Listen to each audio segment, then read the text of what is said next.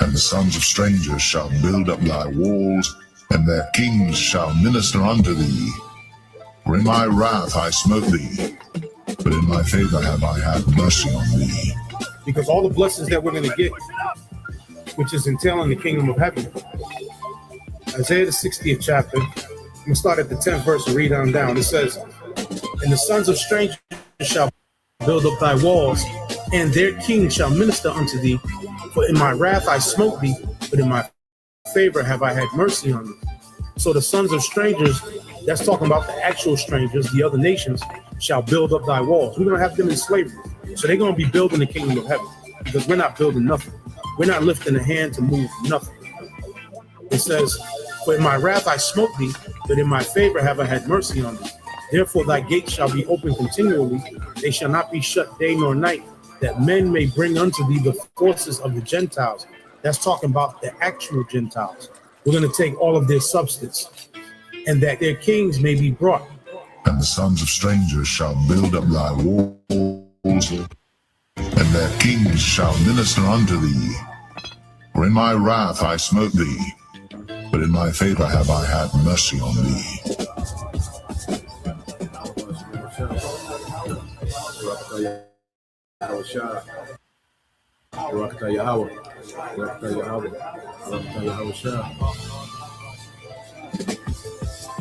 For the nation and kingdom that will not serve thee shall perish, yea, those nations shall be utterly wasted. Verse 13.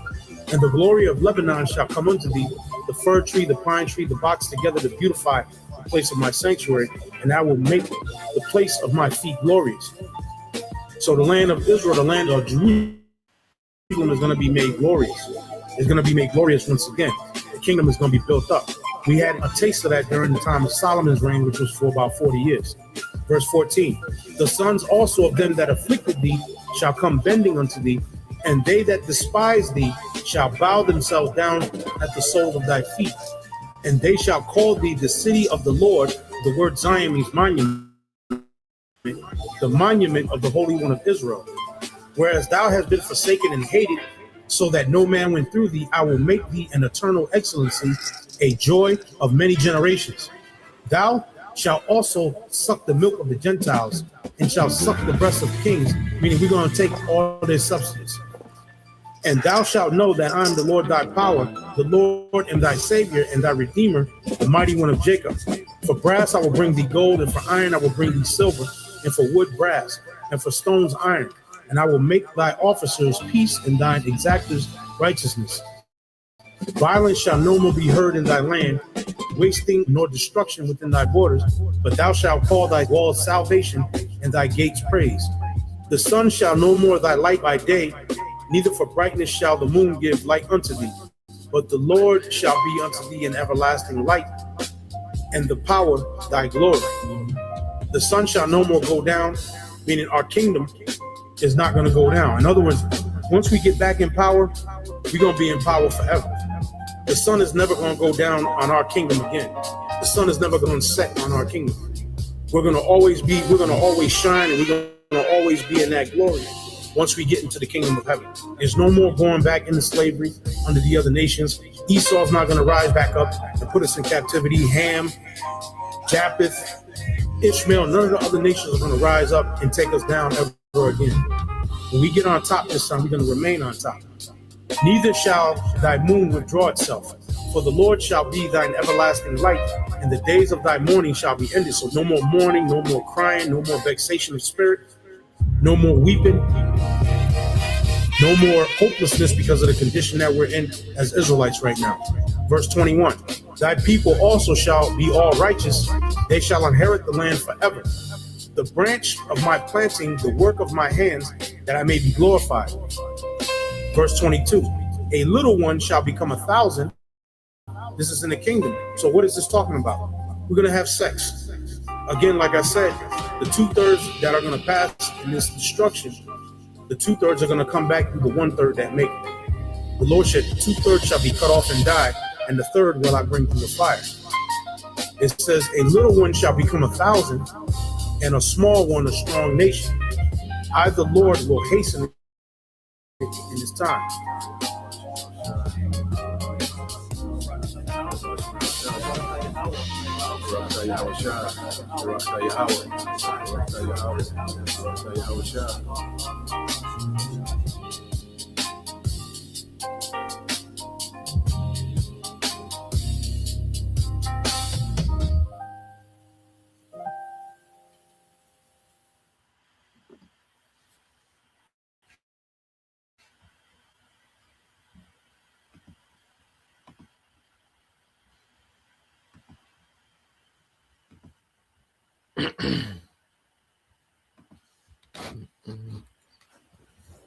All right, Shalom.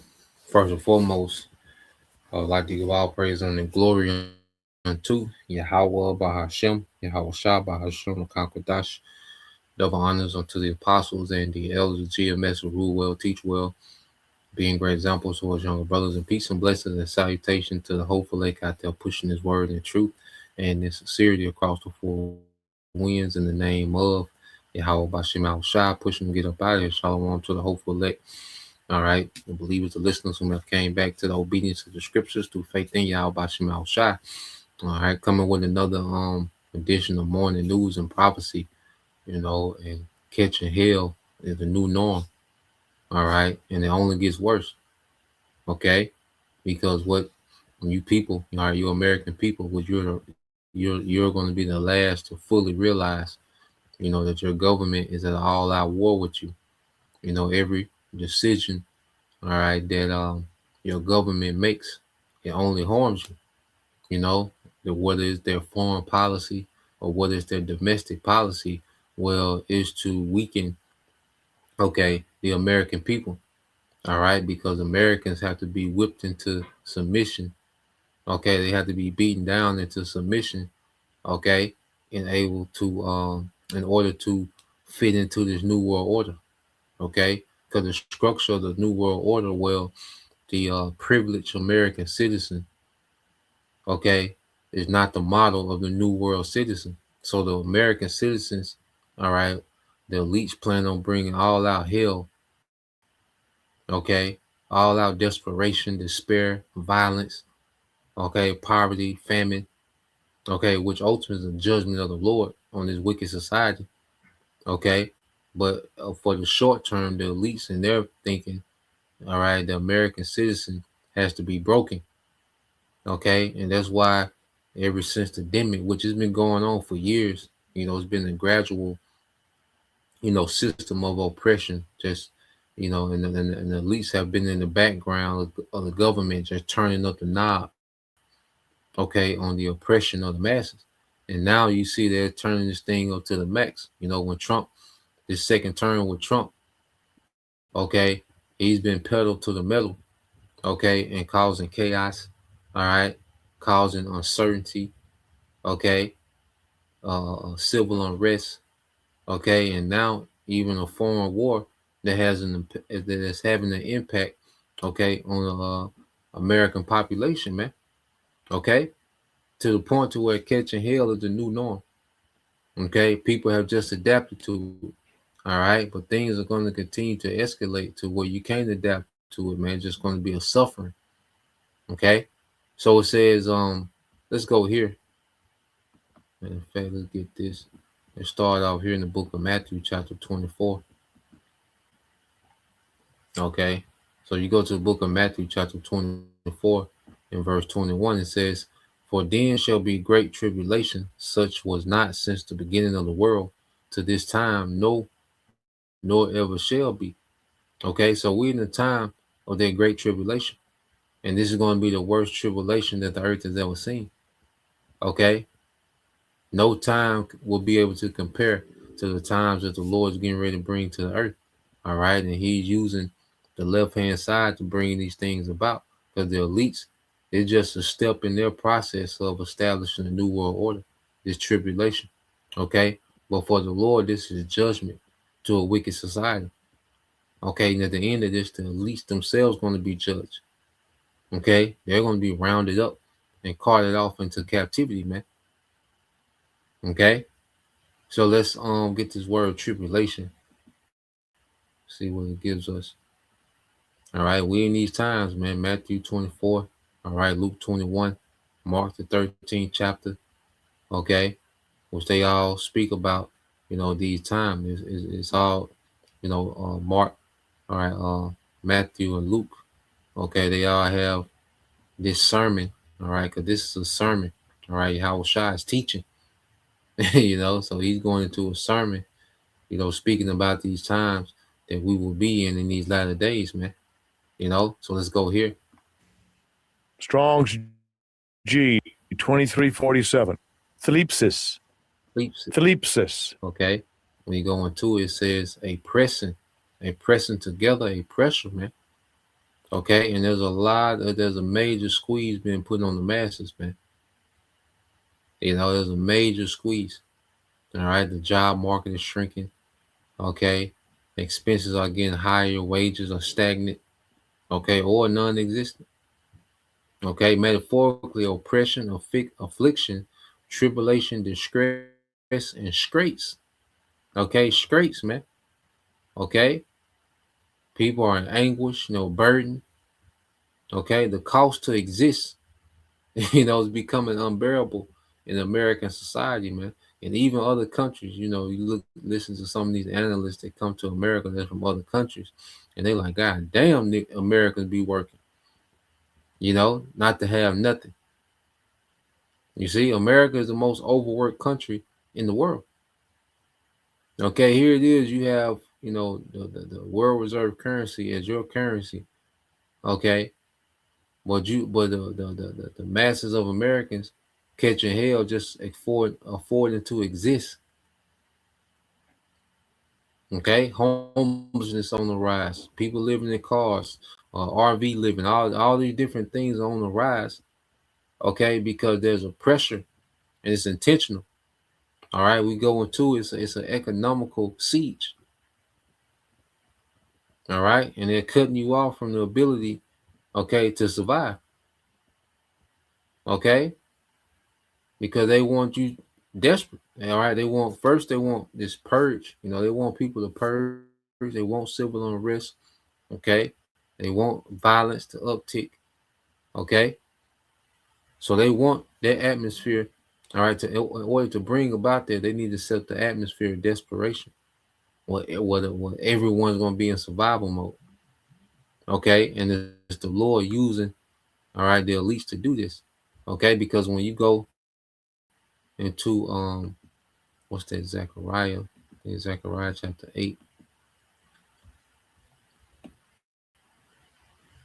All right, Zechariah chapter 8 in verse 10.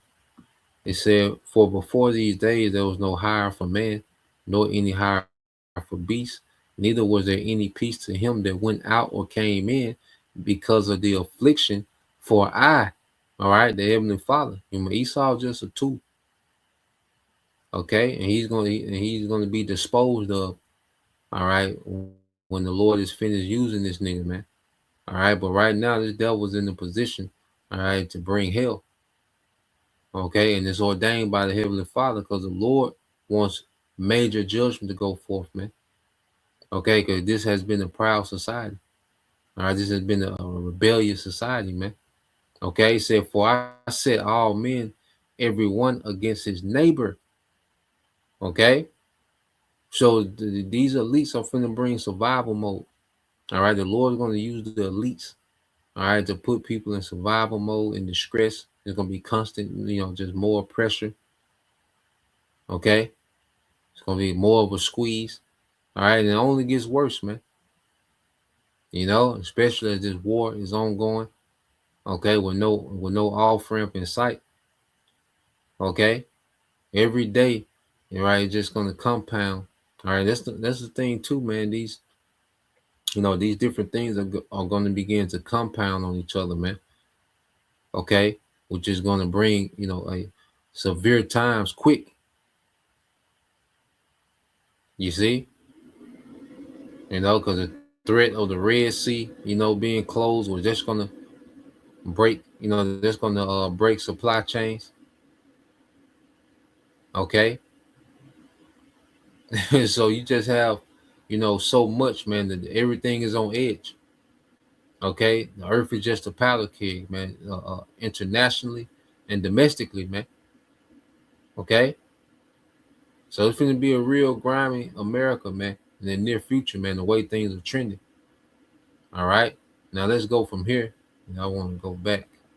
Let's go here to the book of Second Ezra, the 15th chapter. Okay, and I got a few videos I want to tap into as well. All right, the Second Ezra 16:1. It said, "Woe be unto thee, Babylon, which is America and Asia." Now, we'll look at Asia and you immediately, think of China the most. All right. But when you go into Asia, what they call the Middle East, that's a part of Asia as well. Okay. I know Eliasha Wamba recently went into that. He's been pushing that a lot lately, because we can because we'll, confine, Asia to just being, China and those surrounding nations of China. Okay. But Asia, okay, it's a huge continent. Okay. Would you have Russia, China, Turkey, Europe, all this really part of Asia. Okay. And we know, all right, that it's popping off in that region. Okay. And America is going to get the worst judgment, okay, of these wars that's being fought in this region. Okay. So woe be to the Egypt, which is America again. It brought it up twice because it's going to be a double judgment on America, man. America going to get far worse than any of these other nations, man. Okay. And Syria, all right, and you go into modern day Syria, well, within modern day Syria, you have the region of the Valley of Jehoshaphat. When you go into northwest Syria, you have that region close by the Valley of Jehoshaphat, okay, which is going to be that final, okay, showdown, okay, of these nations, and Yahweh Shai is going to intervene, okay, and destroy them all, okay. So woe, destruction, this war is coming. You see, and it says, "Gird up yourselves with cloths of sack and hair, bewail your children, and be sorry, for your destruction is at hand." And be sorry, for your destruction is at hand. You see, so these are the times that we're into, man. And America, the only thing left for America is for it to be destroyed. First, is going to be greatly destabilized and chaotic and violent. Okay, a suffering. Okay, a tribulation like the earth has never seen. Okay, and then Yahweh Shai, he's going to top it off with complete destruction with the missiles and those chariots, man. Okay, so remember, he says Babylon, then Egypt. So it mentioned, it refers to America twice, man, because America, okay, is going to get the biggest portion of the Lord's anger, towards this current age, this current society, man. Okay, that's why when you go back here, let's get this in Jeremiah real quick, and then we'll segue. This book of Jeremiah, chapter it's Jeremiah 50.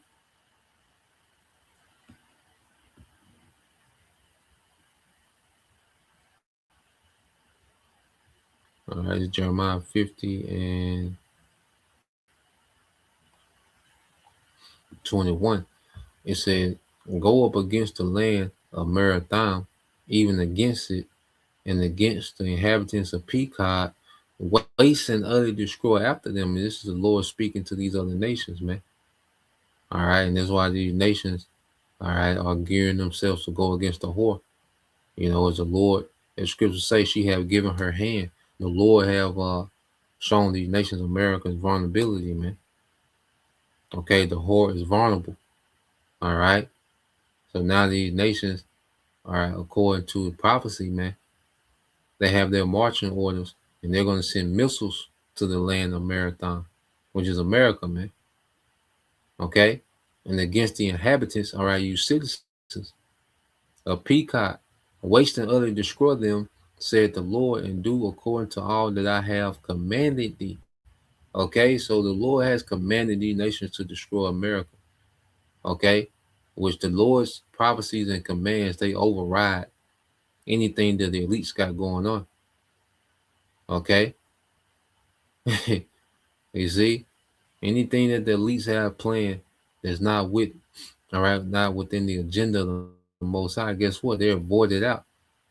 Okay, and the Lord's going to have, all right, these nations, okay, come together to destroy America, man. That's why all this is headed.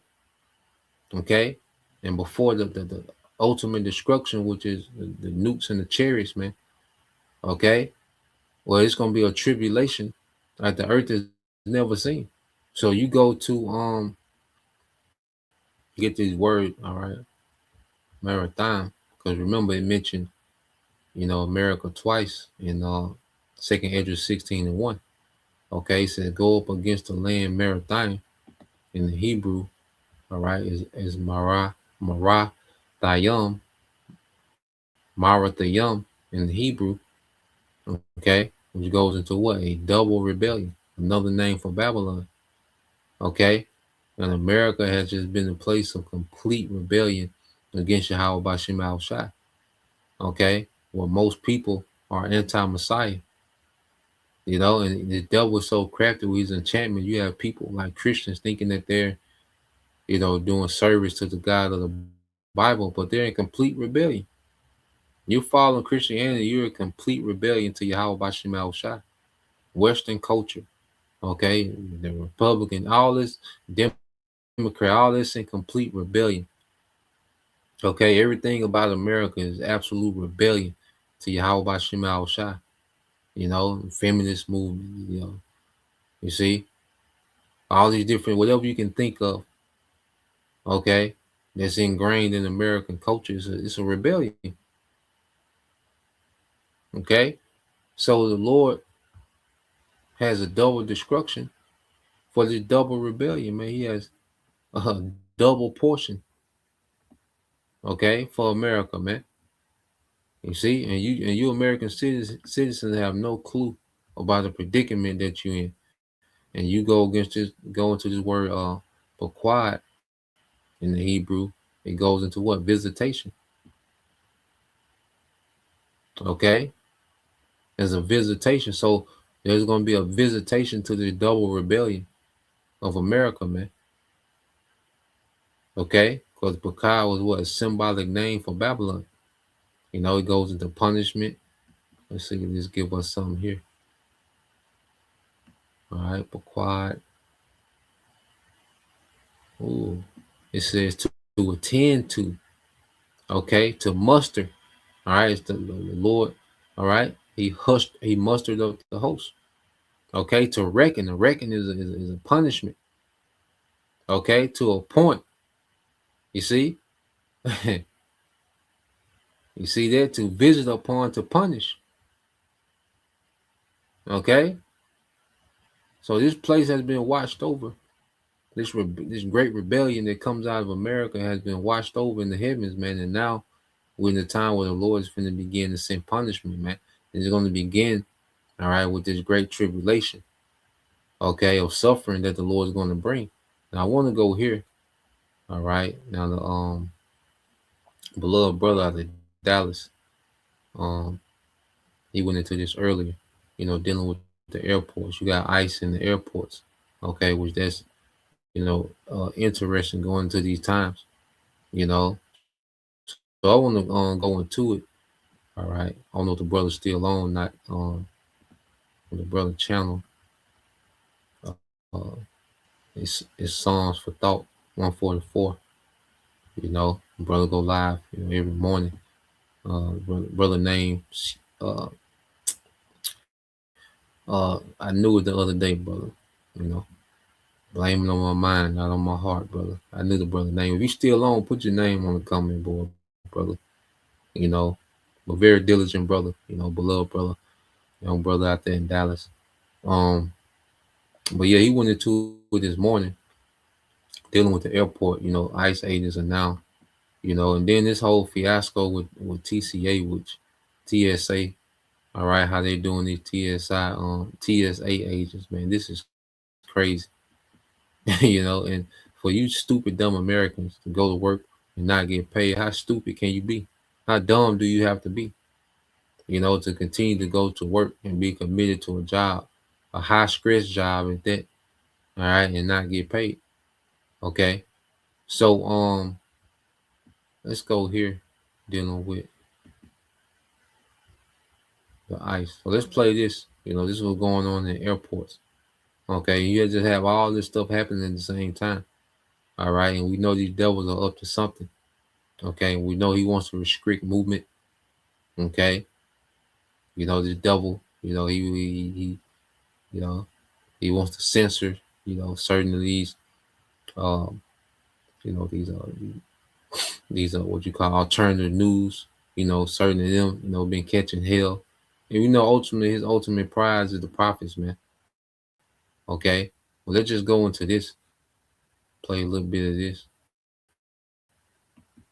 Folks, if you're planning to travel anywhere in the United States right now, you might want to reconsider, because for the last month, there's been absolute chaos at TSA, right, at security at airports. It's a nightmare. The lines at TSA are getting longer and longer. Apparently, this is all because of a funding shutdown, and it's not looking like it's going to be getting any better. Trump's saying that he's going to send ICE agents to work at the airport, and if that wasn't enough to stop you to travel, I don't know what it's going to be. Okay, so look, I'm going to break it all down to you today, exactly what's going on, exactly how bad it's getting, and why you should probably reconsider traveling in the US if you had planned to do so. Point airports, those long TSA lines are going from back to the food court, so this is a lot. 3-hour lines in Atlanta. How long you been waiting in line? I think it's been like forever to my feet. NBC's Aaron Gilchrist is there. The advice has been to check online for TSA wait times, but they don't take into account the line before the line, which could double your wait. 2 to 3 hour lines at both Houston airports. NBC's Priscilla Thompson. Here at Bush Intercontinental, the line snaking through the terminal, downstairs, almost to the parking garage. Same in New York and Miami.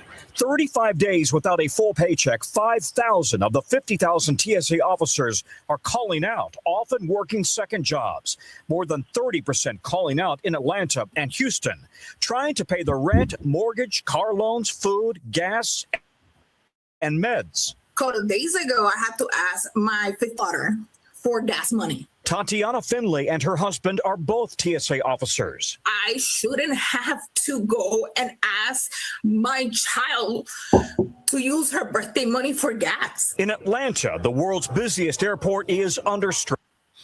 Well, how crazy you got to be, so pretty much you're paying to go to work. It's enough, based off bills and how this devil, has people underpaid and everything overpriced. So pretty much you're almost working. Everybody's almost working for free. If you're working check to check, you're working for free. Pretty much, you just do the math on it. You're pretty much working for free. You might get $102 out of a month. From a month's worth of work, you might have $100, $200, $300, to spare. Go to the bar, watch a game. Out of a month's worth of work. But most people are already, working for free basically because of the wages and the cost of living. Okay. Well, now people are so desperate, man, that they're paying to go to work. Which, how dumb is that? Okay. You'd be better off just job hunting. Okay, using that gas money to go job hunting because they're not paying you anyway. Why are you dedicated to a job that don't pay you? That's super stupid. And they do this every so often. Okay, they shut down the government partially or fully or every so often. So if you have a government job, they show you constantly that they don't give a damn. Okay, and they just shut your switch off. Here it is. They can't pay TSA. But they're asking $200 billion, almost $250 billion to keep this war going. You got missiles in this war that's being used that cost $12 million a piece. Okay, they're spending billions a day going to war. All right, and the war that they're losing. Okay, and a war that doesn't serve, all right, directly to serve the American interest, man, because they don't care about the American interests, the interests of the global elites, man. Okay, you people have been given over to a cruel lord. All right, Trump is here to do the bidding of the elites. Okay, and to do the bidding of the elites, he has to be what, a cruel lord over you Americans, man. Okay, so let's play this a little more.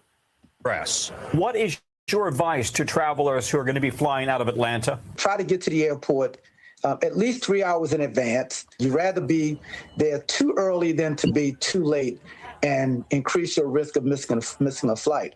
Meanwhile, 4 Delta flight attendants taken to the hospital in Sydney, Australia, after hitting turbulence on a flight from L.A. Whoa. What's that? I just built a budgeting app in Base 44. Guys, Nina just built an app. So it's chaos, all right? And passengers have been documenting the chaos on the ground, just how nightmarish it is if you're planning to travel in the U.S. right now because of this TSA strike. Agents are quitting because they are not getting paid during this partial government shutdown. And a lot of passengers here in Atlanta are telling us that that's creating a lot of headaches and delays for them. This is insane. We didn't think it was going to be this bad. It's pandemonium out there. Nobody seems to know where to go. There's no organisation. There's no clear lines of where people should go to queue to get to the next space. And frustrated, really frustrated. I will say it is hectic here. There's a lot going on. I do understand the overwhelmedness of all the workers, and they're doing everything they can. I wouldn't expect people to come to work if they're not getting paid. So it's kind of, what are we going to do? It has been about 30 minutes. Hopefully that it doesn't take another 2 hours. TSA. It is a mess. Okay, people have been making TikToks just about how bad the situation is, how their plans have been ruined. At this point in time, I think if you have a flight, you need to get to the airport at least maybe 5 hours in advance because the lines is crazy. So the line is starting at door 6. It goes all the way down to door 9, loops all the way around. Yeah, man, and I want to get here to the point where they're going to mention the ICE agents. So let's fast forward. So you see the chaos, and they do these things on purpose. You know, they want to discourage people from traveling. All right. And you know they want to because when martial law comes, ain't gonna be no airports. Airports gonna be closed. Okay. So now let's go here. Jump forward a little bit. Approach is going to be to dealing with airport security, especially if they're not trained to do so. Are they going to be wearing ski masks while they do it? It's qualified to do the job. The president says he has been in contact with the Department of Homeland Security about these plans. That's pretty frightening and scary for a lot of people and for a lot of families. So I hope that does not happen. Fox 12 did reach out to PDX about the possibility of ICE agents being deployed locally. Officials say they have not received any direct communication from their federal partners on this proposal. It's scary, right? It's scary, and it makes you wonder what the ICE agents' approach is going to be to dealing with airport security, especially if they're not trained to do so. Are they going to be wearing ski masks while they do it? It's a little bit spooky. Now, interestingly enough, amid these escalating threats, Elon Musk has publicly stepped in, offering to personally pay the TSA agents' salaries out of pocket. He said he's going to float them. All right.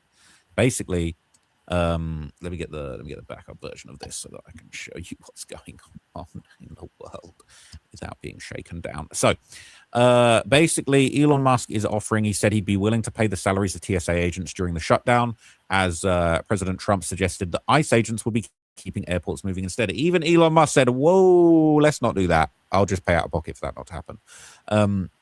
So basically, gridlock in Congress, there's few solutions on the horizon. There's pressure to resolve the shutdown. And Elon Musk basically tweeted on X. He said, I would like to offer to pay the salaries of TSA personnel during the funding impasse that's negatively affecting the lives of so many Americans at airports. And that nigga just talking, man. All right. That nigga ain't gonna pay no goddamn salary, man. And they do this to make, and it's all a distraction, a psyops, all right, to make it seem like you have someone on your side. All right. Elon Musk is not on your side. Okay, and just throwing it out there to keep you people farther confused. Now she's gonna talk to. He got an interview.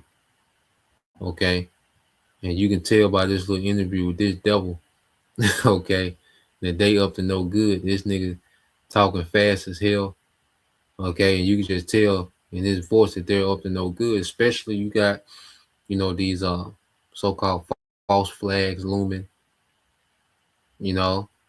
So you got these false flags looming. They're just putting things in place, man. Okay, these devils finna do something. They got to do something. They got to use this war, okay, and the ability to blame Iran for everything. They got to use this to pull something off, man. Okay, so they can move the needle, okay, within America, man. You see, so they're just staging. They're going to start staging these ICE agents throughout these airports with the looming threat of a Iranian drone strike in America.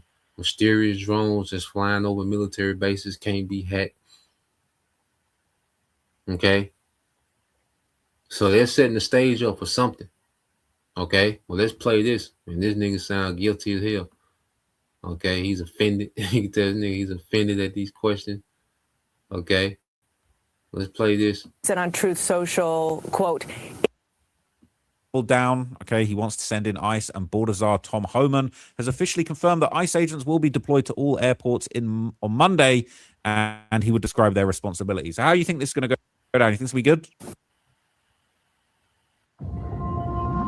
I have a question. you can ask me anything. President Trump posted on Truth Social, quote, if the radical left Democrats don't immediately sign an agreement to let our country, in particular our airports, be free and safe again, and I will move our brilliant and patriotic ICE agents to the airports where they will do security like no one has ever seen before. Now, in a subsequent post, he said that he instructed ICE agents to be ready by Monday. And now the president is saying that you, sir, are going to be in charge. How is that going to work? Are ICE agents going to move into American airports starting tomorrow, Monday?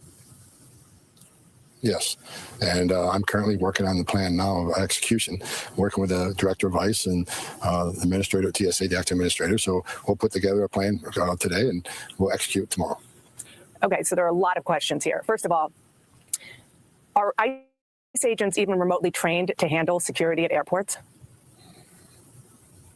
ICE agents receive high level of training, and the ICE agents are assigned at many airports across the country already. They do a lot of criminal investigation on smuggling at airports. But you got TSA agents covering exits. People that enter through the exits.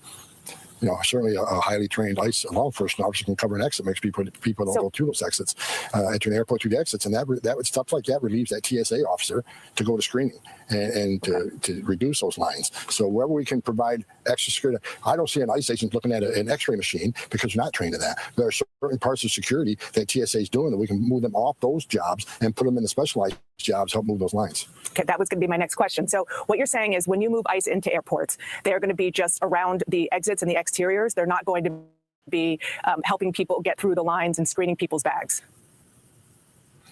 Those discussions are going on now. I'm not expert at TSA, so that's why I'm talking to the TSA administrator and the ICE director, find out where we can fit in. We have a plan by the end of today where we're sending what airports we're starting with and where we're sending them. But that's a discussion we're having right now. I ended the discussion to do the show, and I'll be back having the discussions when I finish. So it's a work in progress, but we will be at the airports tomorrow helping TSA move those lines along. And I know you said it's a work in progress, but at least at the beginning, are there specific airports that you're thinking about starting with? And how many ICE agents are you considering deploying to do this? Again, that's going based on discussions we're having today.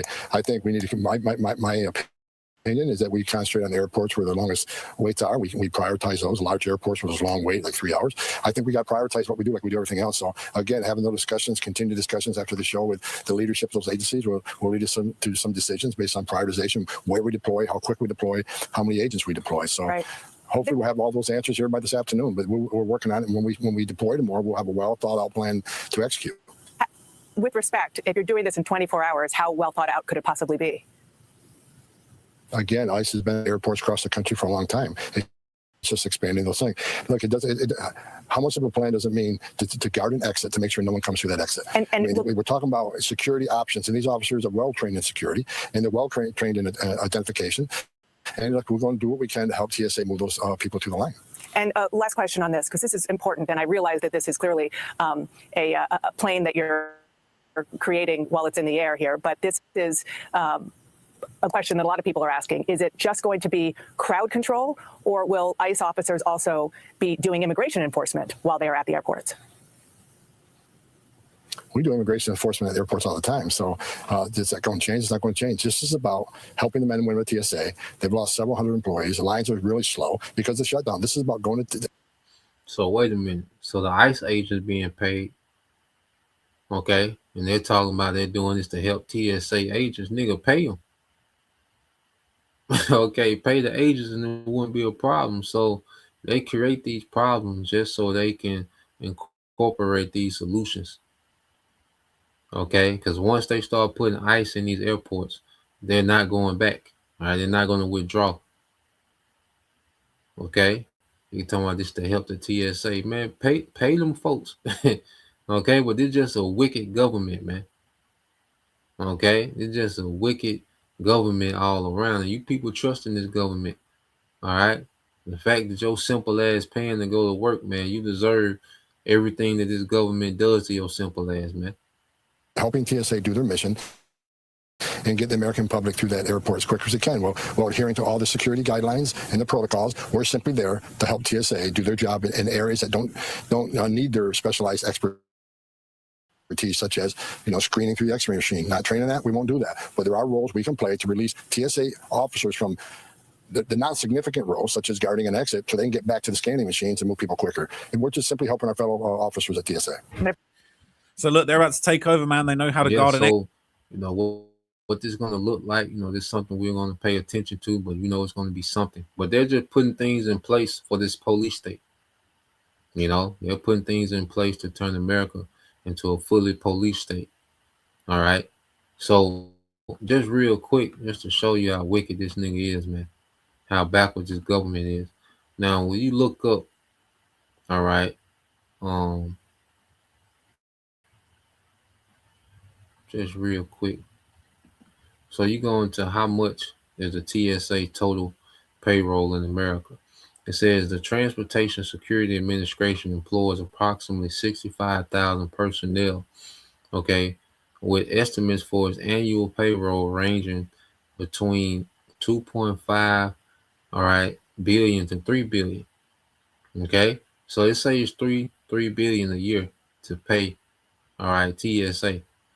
So when you go from there and look at how much, okay, is this current war costing per day? Okay, so you go into it, said the U.S. led military operation against Iran, known as Operation Epic Fury, are estimated to be costing over $1 billion per day in taxpayer dollars. Earlier estimates indicate that the first 100 hours, all right, cost 3.7 billion, and by day 12, the total cost, all right, could have exceeded 20 billion, driven primarily by heavy munitions usage. Okay, so $1 billion per day. So in 3 days of war, all right, that could pay for the security, the TSA. It could pay their salary for a year. So every 3 days, they're spending, okay, the salary for TSA to go to war. Okay, you see how wicked this government is, man? But you people trust in it, you love it, all right? And then the only thing that you people are going to do differently is vote Democrat. Okay, that's the only thing you people would do differently, man. Like the midterms, all right? You watch all these people vote. The fact that you're still voting for a government that hates you and that's at war with your simple ass, man. Okay? you Americans just so goddamn, airheaded, man. You don't know how nothing works. You don't know what's going on. You just know work your purpose. They have turned, and Esau has created a perfect forever slave with you Americans, man. A perfect forever slave. All right, your purpose in life is to work for these corporations. It ain't even about money anymore. You just want a job to have some type of purpose, man. because it can't be about money if you're paying to go to work. Okay, but these people, all right, spend your whole salary for the whole TSA in 3 days to go to war. Okay, now let's go from there because I got another quick video. You see, because in the midst of this war, there's people that's getting rich. Okay, there's people that's getting rich from this war. All right, but the people that's suffering is who? Okay, the common people.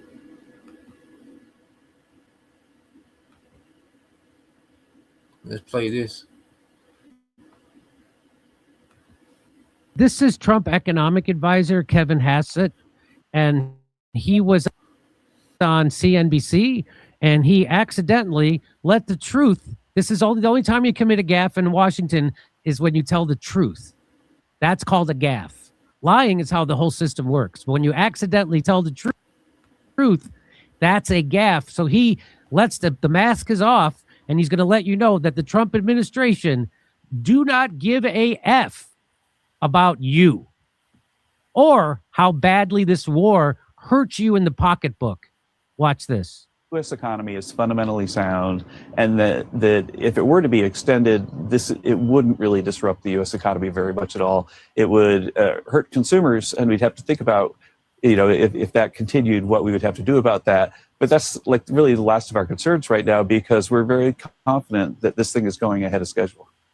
So I don't know if you heard what he said. This is going to hurt consumers, but that's the last thing we're worried about. Did you hear? I'll play it again. The U.S. economy is fundamentally sound. The economy is fundamentally sound. That if it were to be extended, it wouldn't really. So if this war were to be extended, it wouldn't hurt our economy. Disrupt the U.S. economy very much at all. It would hurt consumers, and we'd have to think about, if that continued, what we would have to do about that. But that's like really the last of our concerns right now. Yeah, it's not. It's not really. That's the last of our concern, the consumers, because America is an oil exporter, so they benefit off high oil prices. But you don't benefit as a consumer. Okay, these elites, okay, and they're the super rich that's within those circles, they benefit. Okay, these oil exporting companies, man. Okay, they're becoming more wealthy. But you're all right. The consumer is through. Your dollar's going to buy less. Okay, jobs are going to be removed from the market. Okay, you see, and people so desperate for some type of win for America. They say, well, American LNG companies are winning off this war. Nigga, that has nothing to do with you. Those are Edomites that you never see, that you'll never see, you'll never know that's getting rich, man. It has nothing to do with you, man. Okay? All right? Everything is bad news for the American citizen at this point, man. Everything is bad news, man. Okay? And it's only going to get worse. So let's play this a little more. Really going to damage our economy. I mean, it's going to hurt consumers, but that's really the last thing. We don't give a damn. So isn't it interesting that they say it wouldn't hurt the economy, but it would hurt consumers? Who exactly is the economy for? He asked naively. They're only talking about the Wall Street elite, and the rest of us are on the soup line. They don't care. Power to the people. Proud Socialist says, this accidental confession by Trump's economic advisor speaks to the bigger issue, which is that the United States economy exists to serve the rich when it should exist to serve the working class people who make it run. You would think. Remember George Carlin said it's a big club and you ain't in it? Well, I like what Proud Socialist says. He says, timeless quote by George Carlin, that will always be relevant until the masses wake up and realize We have more in common with each other than the capitalist political parties that seek to divide us because it is easier to control and conquer us that way. That's 100% act. Ian Malcolm 84 says, not only do they not care about Americans, they are actively making things worse for us as they export our wealth to Israel so we can be enslaved by global Jewry. Your nation is being sabotaged, and it's time for the entire world to awaken to the obvious catalysts. I like what Jackie Maniel says.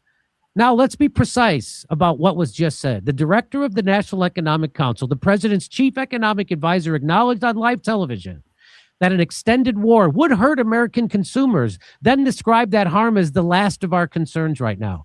This is not a misquote. This is not out of context. The full transcript makes it worse, not better. Gas prices are going up more than 20% since the war began. 5 states are approaching $4 a gallon gas.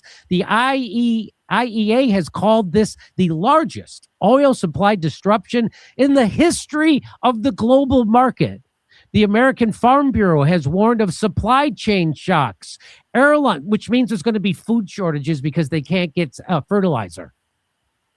The airlines are raising ticket prices. Goldman Sachs is forecasting a 20% higher oil prices for the fall of 2026. It's going to be higher than that. These are the conditions under which a senior White House official decided the right message was that consumers are their last priority. The political damage is significant, but almost secondary to the substantive admission. What Hassett revealed is the internal priority hierarchy of an administration that started a war it knew would hurt working Americans, decided the strategic objective outweighed that cost, and is now openly saying so in front of a camera. The quiet part being loud here is not just that consumers don't matter, it's that this calculus was made before February 28th, not after. They knew before they started this war, and they didn't care. Trump campaigned on bringing down costs for ordinary Americans. His own economic director just confirmed that when it came to the crunch, those Americans are last in line. And as I pointed out years ago, we are occupied already. It wasn't a war. They just snuck in and took over. And because of that, nobody takes it seriously. But now, because there is a war, everybody is instead now connecting all the dots and seeing how controlled we are. So gear up for false flags to distract us, like drones that conveniently... Everybody calling it out. Everybody calling it out, man. You know? And like I say, him positioning them ICE agents in airports. All right, this devil, he gonna have to go with a move, man. I don't see this year going by with something major happening within America, man. Without America going through drastic changes, man. Me just speaking as a man, you know, all these things happening, all right, and this devil, all right, he had a short time. The Esau know the Lord putting pressure on Esau to go with his move. Okay, like everybody's calling it out, man. Okay, because they need distractions, they need, you know, tightened security, they need more of a police state. They need civil unrest. They need, you know, desperation. They need these things, man. Okay? Everybody calling it out, man. And because of that, nobody takes it seriously. But now, because there is a war, everybody is instead now connecting all the dots and seeing how controlled we are. So gear up for false flags to distract us, like drones that conveniently disappeared, to validate the lame story that Iranian terror cells are all ready to strike pointless strategic sites, which should anger the populace. We aren't supposed to know all this before they actually do it, but we do know this now. So when they do the false flags, we're ready. They already lost this war a long time ago. I'm talking about the war of rhetoric. So here, Alphetica tweets out, it wouldn't disrupt the U.S. economy, but it would hurt consumers. Consumer spending is 68% of the GDP. Yeah, so they don't give a damn. Okay, you have to understand the elites do not give a damn. Okay, and they bought your government. All right, and your government is paid not to give a damn. Okay, so it's only gonna get worse. You see, if this thing continues on, all right, if it keep trending like it's trending, it's only gonna get worse. Now, I want to go back here to show you that the elites, their corporate takeover, which they've always been in the background pulling strings, but they really started to come to the forefront. Okay, and power shifted from the people to the corporations. All right, more power started to shift to the corporations during the let me see, during the Reagan era. Because I found this little YouTube short by Jake. Now Jake, he's kind of goofy, but he's going into some points. He's gonna make some good points. So this is short dealing with Reagan. Okay, and Trump is like a Reagan 2.0. Okay, it's all about the corporation, the corporate interest. Okay, the American people are not factored in, okay, to government decision making. Okay, so let's listen to this dealing with Reagan. All right.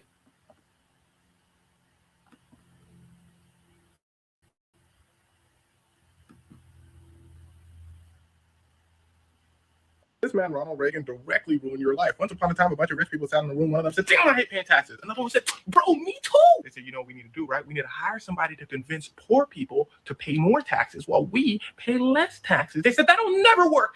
Someone said, wait a second, I might know a guy. Because you see, at this time, Ronald Reagan was a General Electric spokesperson. He was really good at convincing poor people to do whatever the rich company General Electric wanted. But before that, he was a Democrat, an activist, very anti-racism, all for workers' rights. They said, hey, bro, we need to hire you for the opposite side.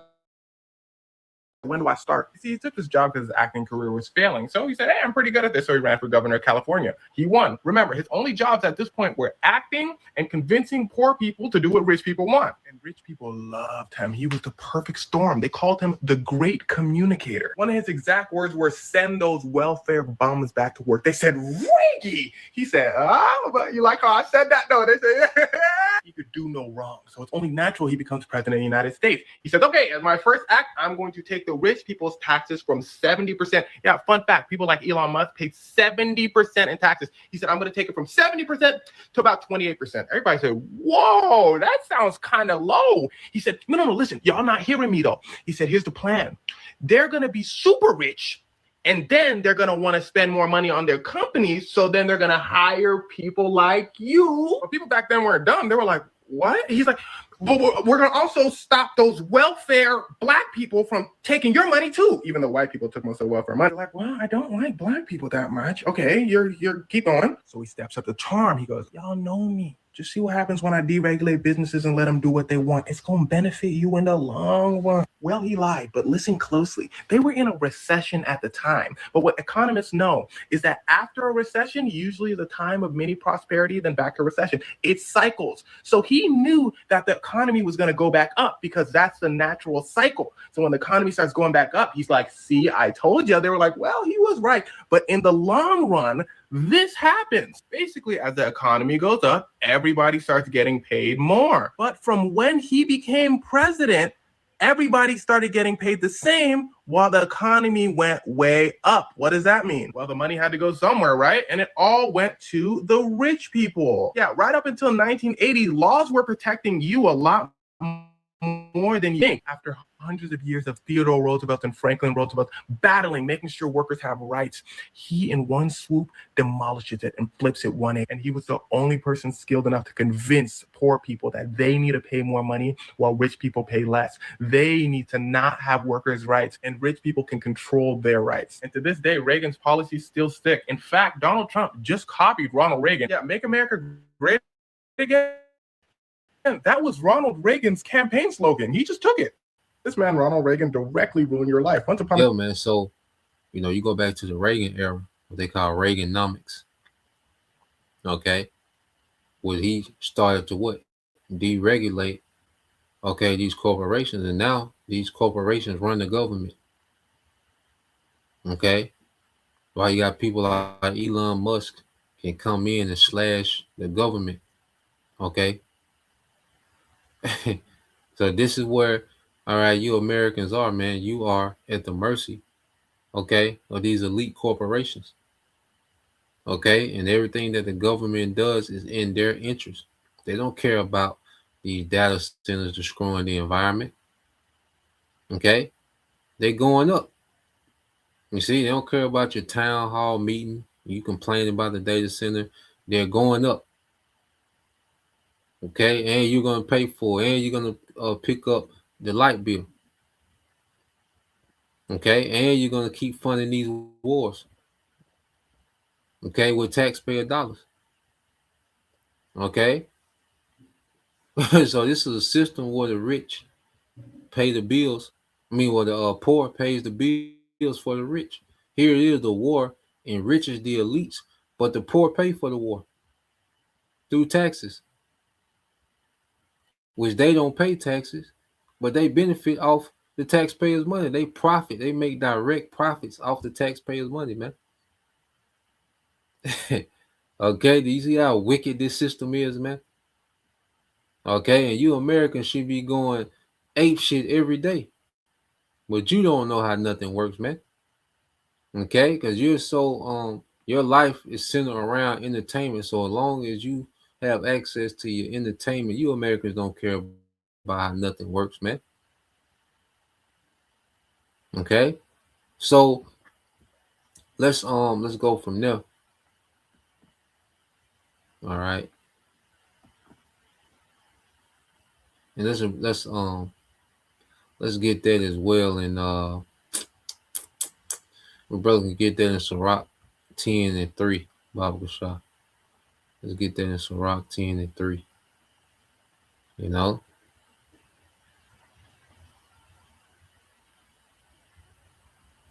Yeah, let's get Sirach 10:3.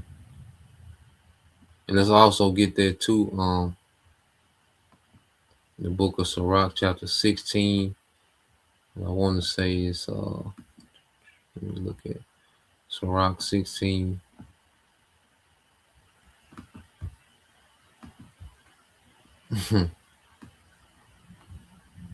You know, and since 2020, man, there's been nothing but just major wealth transfer. The pandemic was a major wealth transfer. This war, okay, and we know this war is going to lead, okay, to Armageddon. But in the midst of it, this is a wealth transfer. Okay, yeah, let's get Sirach 16 and 13, Baba Shah. You know, I'm gonna transition. This is the brother of Mark Ball. All right, Sirach 10:3. Let me pull this up real quick. So I got this, all right, because what you got now, you got these small hats, all right, is beginning to evacuate, man, out of the state of Israel. Okay, let's see. Pull this up. All right, so let's get this real quick. And it says Sirach 10:3, and it says an unwise king destroyed his people. And Esau is an unwise king. You know, and this man does nothing but destroy the people. That's why scripture call him a tyrant. And brother can post that too. Isaiah 14:6, Bible shot in the NLT.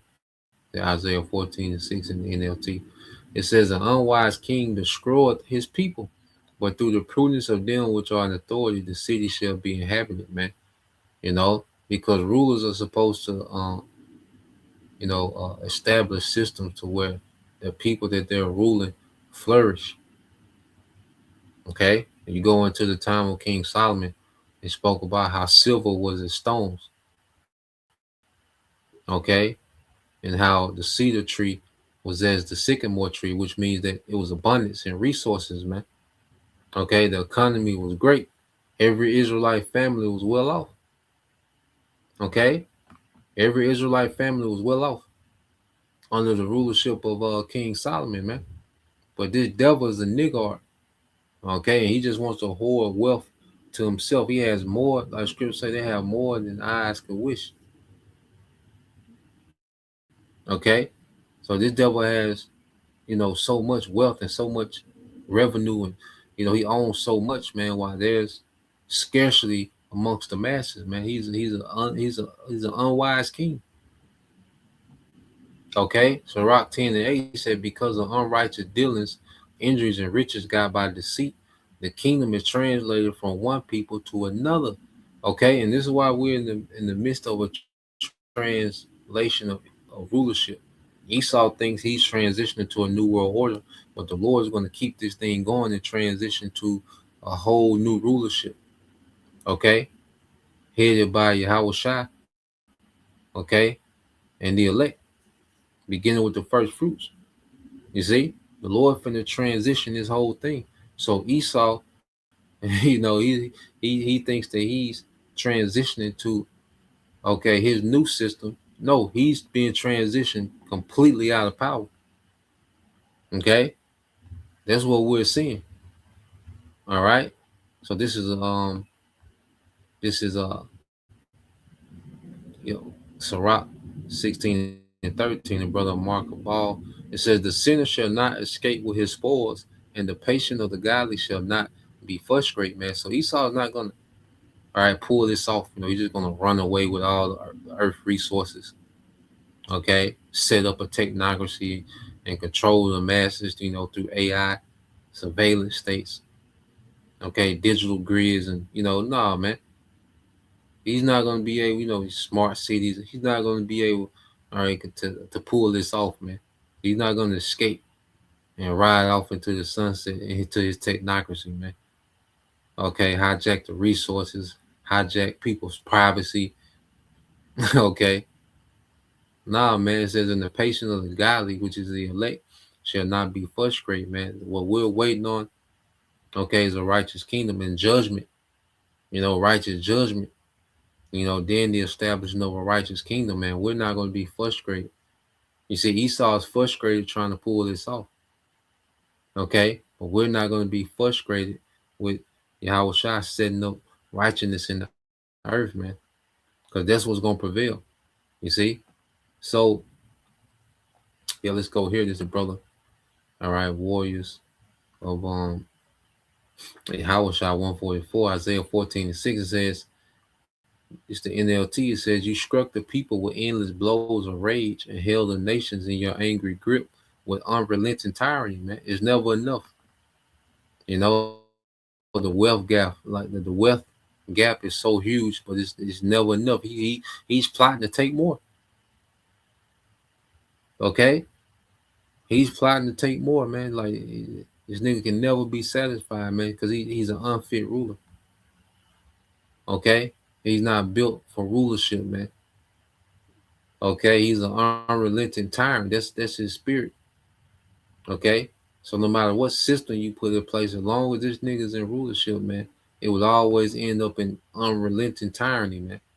Okay? So let's say we're here dealing with little news that's going on over there. So yeah, then the other day too, Trump, all right, Taco, okay, nigga bagged out, but then he did, they did some like with the devil, man, because he's cornered, okay, and he says things too quick to where he got to do something not to look super weak. So he supposedly attacked, okay, which is not completely confirmed, but he did like this surprise attack, because he backed off and said, well, I'm gonna give him 5 days, to open up the scrape before I start to attack their power grid. Okay, but the power grid that he was talking about attacking, he didn't attack like he said he was in the 48 hours. He bagged off, and he attacked something, but it wasn't significant, just to try to save face. So yeah, Trump at this point, man, old Taco, man, he just a character set up for distraction. Okay, he's irrelevant in the war. All right, his decision making is irrelevant in this war, man. Okay. He's just a character meant to distract. All right. So let's play this dealing with them small hats. You are looking at images that are going to redefine the geopolitical landscape of the Middle East. For decades, the narrative sold to the world, especially by Western media outlets, was that Israel was an untouchable fortress. It was the startup nation protected by the unbreachable dome of technology, a safe haven for settlers who believed they could build a colonial project on the ruins of Palestinian lives without ever facing the consequences of their own brutality. Well, that bubble didn't just burst this weekend. It was incinerated. Iran launched a missile strike on southern Israel on Saturday night, hitting the towns of Dimona and Arad. Dozens injured, homes destroyed, streets torn apart. Residents of southern Israel are shaken after Iranian missiles struck Arad and Dimona. What we do know is, look, Dimona, town in the south of Israel, and it houses, it's home to a nuclear, it's called in the Negev Desert. We are now witnessing a moment that military historians will likely point to as the beginning of a complete strategic collapse of the Zionist entity. In the last 48 hours, the ground has literally shaken beneath the feet of the occupiers, not just because of the Iranian missiles that pierced through what was once touted as the world's most advanced air defense network, but because of what those missiles did to the psyche of a population that has spent their entire existence believing they were immune. We are talking about the strikes that hit the Dimona nuclear facility, or as the Israeli censorship apparatus desperately tries to call it, the Negev Nuclear Research Center. Let's be very clear about what happened, because the mainstream corporate media is trying to sanitize this. Iran's military launched a precise and devastating retaliation of Israel's undeclared nuclear weapons arsenal. This wasn't a random rocket lobbed from Gaza. This was a calculated surgical strike that hit the secret facility where Israel manufactures its doomsday devices. But the actual story, the one Benjamin Netanyahu is praying you don't hear, isn't just about the structural damage. It's about the invisible killer that is now seeping into the air. We are getting emerging reports from sources familiar with the matter that there are significant nuclear gas leaks in the vicinity of the Dimona site. The regime is working overtime, pulling every lever of its propaganda machine to enforce a strict blackout on information coming out of that desert region. They are terrified. Why? Because the truth is starting to leak out faster than the radiation. Intelligence analysts are now piecing together a picture far more terrifying than a simple missile exchange. It appears that the Iranian strikes yesterday weren't just targeting infrastructure. They were targeting personnel. Reports indicate that a group of nuclear scientists were hiding, or rather operating, around the reactor complex. Iran's military executed a targeted strike specifically to take these individuals out. This is a massive blow to the regime's military nuclear ambitions. But here is the part that the regime is trying to hide from its own citizens. The strikes triggered a massive toxic gas leak. Now we are watching the unthinkable happen. The mayor of Arad and the officials in Dimona are engaging in a secret evacuation, pulling civilians out under the cover of darkness, feeding them vague excuses about security incidents or routine drills. But the settlers aren't buying it. They can see the writing on the wall, or rather, they can smell it in the air. They are running. They are fleeing the colonial state they worked so hard to build on occupied land. Before we go deeper into this historic collapse, if you value journalism that tells you the truth about the empire's crumbling facade, I need you to hit that like button. Smash it. I need you to share this video, send it to a friend, post it on your story, put it in your group chats. The corporate media is ignoring this exodus. They are pretending everything is fine. We are the only ones documenting the fall of the fortress. And drop a comment below, even if it's just a dot or a Palestinian flag. Or write, Dimona is leaking. Do something to tell the algorithm that you are here for the truth. If you haven't subscribed yet, do it now. And Bob was shocked because the brother put Isaiah 57:21. Isaiah 57:21. We don't take corporate money. We don't take IPAC money. We answer only to you. Hit subscribe and support honest journalism. I reported yesterday that we were seeing the beginnings of a mass exodus by sea. Today, I can confirm that the ports are clogged. Ships leaving Haifa for Cyprus are reportedly booked solid for weeks, but it's not just the maritime route. I have been digging through intelligence chatter and social media reports, and the Egyptian crossing at Rafah. Ironically, the very crossing that Israel claimed it needed to control to stop terrorists, is now being used by Israelis trying to escape into the Sinai. Can you imagine the irony? The very apartheid wall they built to trap Palestinians in Gaza is now the escape hatch they are begging to use to get out of the Negev.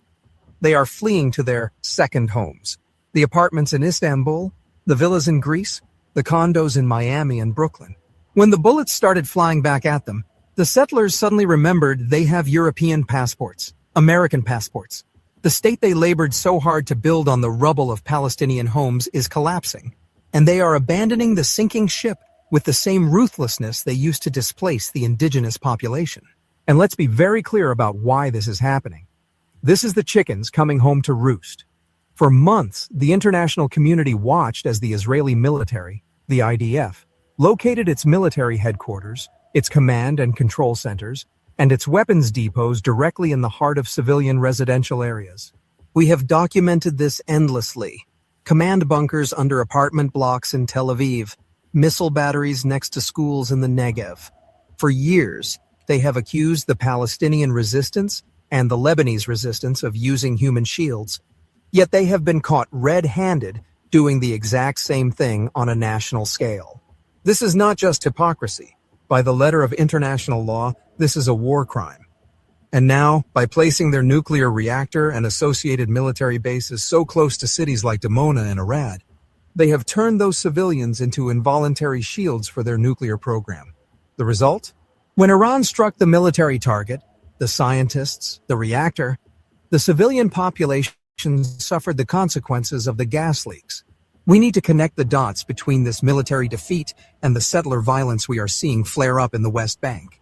Last night, reports came in of what can only be described as a pogrom being launched by armed settler militias. Seeing their state apparatus falter, seeing the Iranian missiles hit the heart of their nuclear program, these militias have gone berserk. They are invading Palestinian villages, torching olive groves, and trying to terrorize Palestinians in a desperate, pathetic attempt to show they still have control. But it's a death rattle. It's the act of a bully who just got punched in the face by the school heavyweight and is now kicking a chair to save face. The UN has already documented over 36,000 Palestinians displaced in the West Bank due to this settler violence and the expansion of illegal settlements. But now, the settlers are the ones running. The settler colonial project is facing a legitimacy crisis it cannot survive.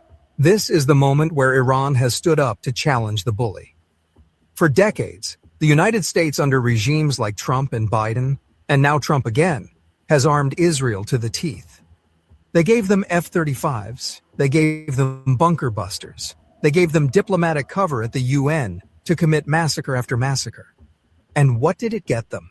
It got them a nation where citizens are fleeing through Egyptian deserts, where the mayor is hiding nuclear leaks, and where the prime minister is hiding in a bunker imposing censorship because he's terrified of his own public finding out how weak he really is.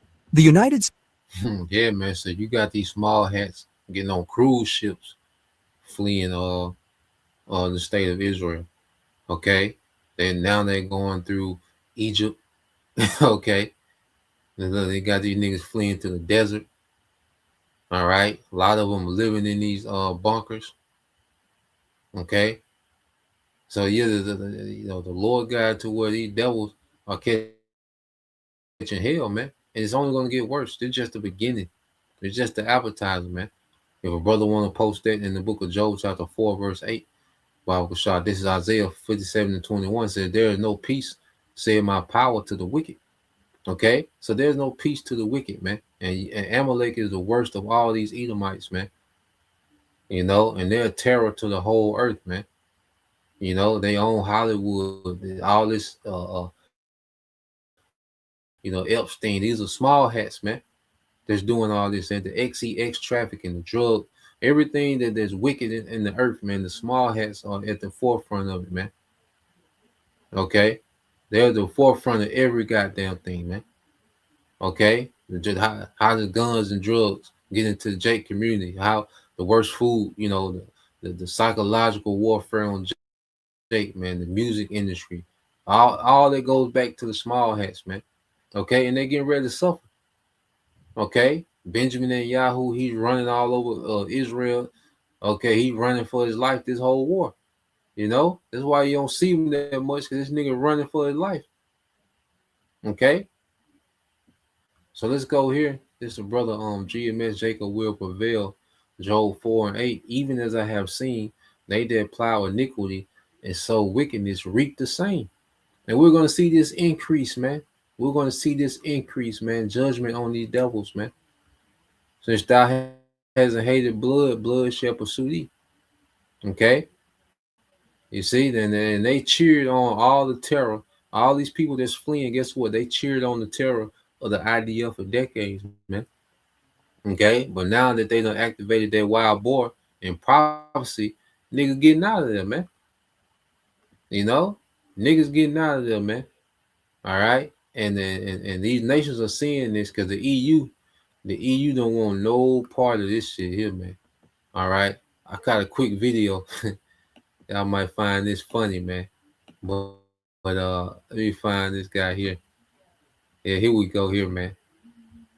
Listen to my man's, man. He represents the UK. In the UK, they're terrified of this, man. Okay? Well, let's play a little bit of this. Could hit European capitals. Israel says something which is not true. She asked this despite knowing that lying through their teeth has been a favorite pastime of Israeli terrorists. If this is not a desperate attempt to manufacture consent on behalf of Israel, then what is? And this woman earns a fat salary from our license fee money.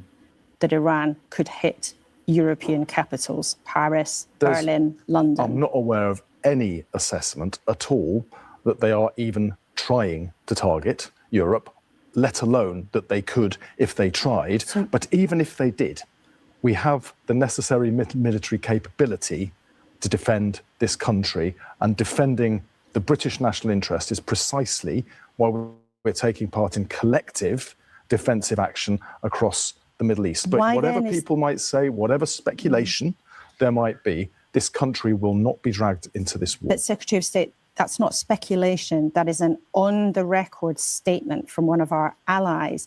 If that is not true, which is what you're saying... It was very much conditional, the language that he used there. He used a could. There is no assessment to substantiate what's being said. So why would it... So basically, you know, she's asking him about the threat of Iran being able to reach European nations, you know. And my boy from the UK, like, shit, we ain't heard nothing like that, you know, because they don't want to get involved. And the UK is very careful how they talk, you know. The UK do not want no part of this, man. Okay, but just keep listening to the interview. He keeps saying, you know, nigga, he's pretty much saying, nigga, I ain't get that report, you know, and we not finna get dragged into this war, you know. They adamant about that. Israel say something that is not true.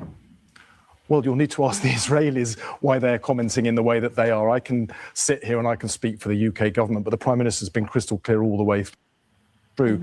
The UK is not joining this war. The UK will not be dragged into this war, not by any speculation, not by anything else. What we will do, this point's quite important though, we will work with our allies to seek to de-escalate this situation, because the best way to keep the British national interest secure is to get this conflict, bring this conflict to an end as quickly as possible. Forgive me for pressing you on this point though, but this is so important because the headlines this morning, what the Israelis have said, what people will have seen in their papers, what will have popped up on their phones, what we've been reporting here at the BBC, is a statement from one of our allies that missiles could hit European capitals and could hit this country. Now, you've told us this morning you don't think that's true, but in order to further reassure people, can you tell us how far those missiles really got?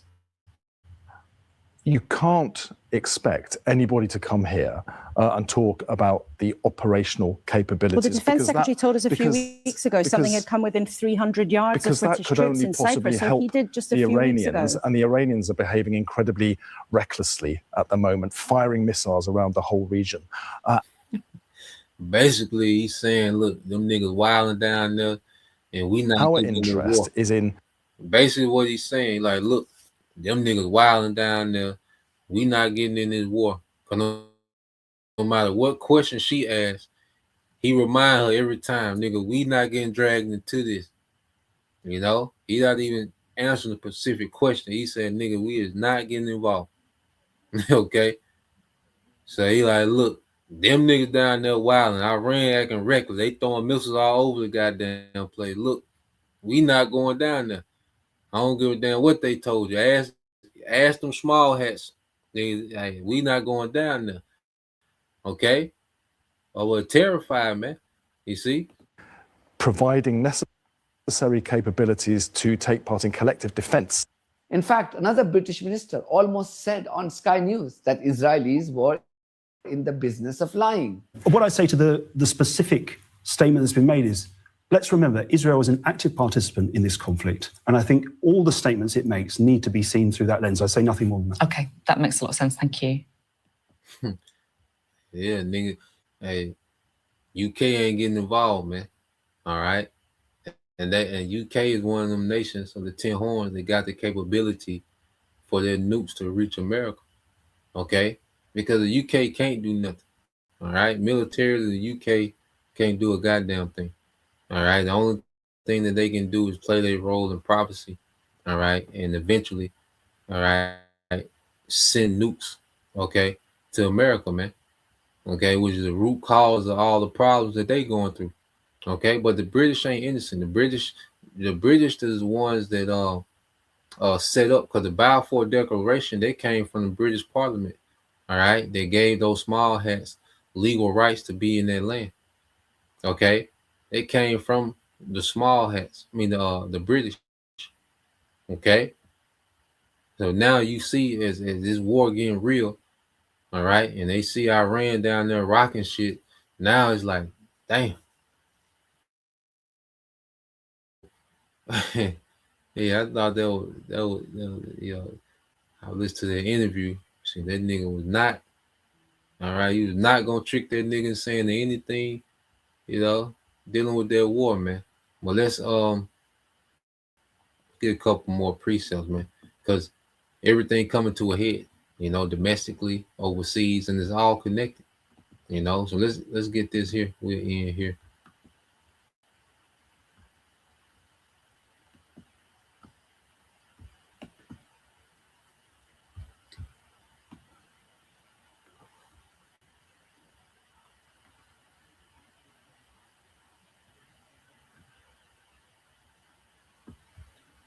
Ezekiel, this is book of Ezekiel chapter 12, verse 21. It says, and the word of the Lord came unto me, saying, Son of man, what is that proverb that you have in the land of Israel, saying, the days are prolonged and every vision faileth?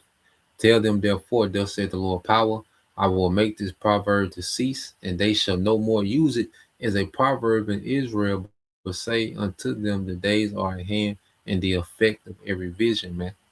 You know, we in a time of heavy prophecy, man. You know, to where, you know, any day something drastic can happen, you know, to just throw us further, okay, into the effect of these visions that our forefathers seen, man. Okay, so that this war has begun. All right, these devils, you know, they're setting the stage up for something over here to happen. You know, we don't know what it is, but it's some type of false flag these niggas got, all right, up their sleeve. Okay, and it's all happening at the same time, all right, because the Lord is wrapping this thing up. So, you know, that's the point. You know, I think we'll leave it right there. So Lord will, you know, you brothers, all right, and you sisters edified. To the next time I say shalom, Kwang Yashala, Abba, soon, shalom.